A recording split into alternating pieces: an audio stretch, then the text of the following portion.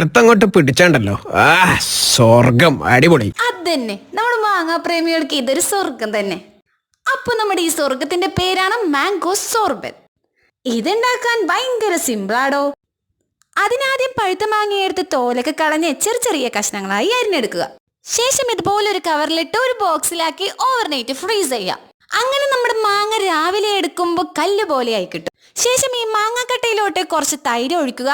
പിന്നെ 2-3 table spoon തേൻ ഒഴിക്കുക. വീട്ടിൽ തേനില്ലാത്തത് കൊണ്ട് ഒരു 4 ടേബിൾ സ്പൂൺ പഞ്ചസാര ഇട്ടിട്ട് അഡ്ജസ്റ്റ് ചെയ്തെടുത്തിട്ടുണ്ട്.